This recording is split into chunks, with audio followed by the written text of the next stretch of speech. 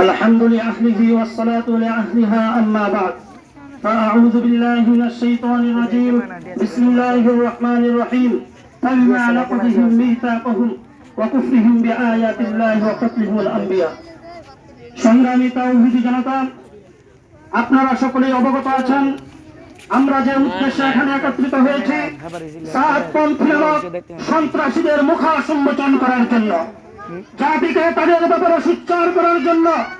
মনে রাখবেন, একটা জাহাজ চালাতে যেরকম নাবিক লাগে, বিমান চালাতে যেরকম পাইলট লাগে, গাড়ি চালাতে যেরকম ড্রাইভার লাগে, ঠিক তদ্রুপ ইসলামের কাজ, দাওয়াত ও তাবলীগের কাজ চালাতে হলে উলামায়ে কেরামের প্রয়োজন রয়েছে। সংগ্রামী সাথী বন্ধুগণ, এই টঙ্গীর ময়দান যেখানকার বরকত নেওয়ার জন্য প্রায় 200 রাষ্ট্র থেকে এখানে মানুষ আসেন, মানুষ নিজেদের কাজ ছেড়ে টঙ্গীর ময়দানে দেওয়ালের জন্য তারা সেখানে উপস্থিত হন।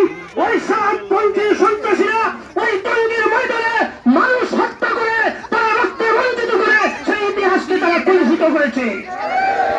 সংগ্রামী সাথী বন্ধুগণ, যা তাহাজ্জুদরত অবস্থায় নিরীহ মুসলিমদের উপর হামলা চালাতে পারে, যারা মানুষ হত্যা করতে পারে, তারা কখনো ইসলামের প্রচারক হতে পারে না, তারা দাওয়াত ও তাবলীগের লোক হতে পারে না। তারা সন্ত্রাস, তারা সন্ত্রাস, তারা সন্ত্রাস। শুধু তাই নয়, নয়া দিগন্ত সহ জাতীয় মিডিয়ায় প্রকাশ হয়েছে তারা ভারতের পক্ষের দালাল। তারা বিগত ফ্যাসিস্ট সরকারের দূষণ ছিল।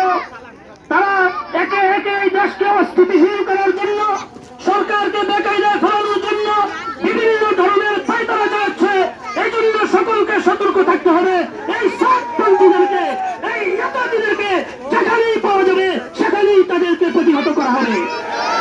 সর্বশেষ আমার রসুলপুরবাসীকে বলতেছি, পুরো এলাকায় শ্রীনগর, জগৎপুর, পঞ্চবটি সহ কোথাও কোনো সাতপন্থী নাই, কিন্তু আমাদের এই রসুলপুরে এত মাদ্রাসা থাকা সত্ত্বেও, এত ওলামায়ে কেরাম থাকা সত্ত্বেও একজন সাতপন্থী কিভাবে এখানে কার্যক্রম চালায়? আজ থেকে ঘোষণা করা হলো, এই রসুলপুরে কোন ব্যক্তি যদি সাতপন্থীর কোনো মেহনত করা হয়, যেখানে পাওয়া যায় সেখানেই তাকে প্রতিহত করা হবে ইনশাআল্লাহ। এই কথা বলে আমার সংক্ষিপ্ত কথা শেষ করলাম।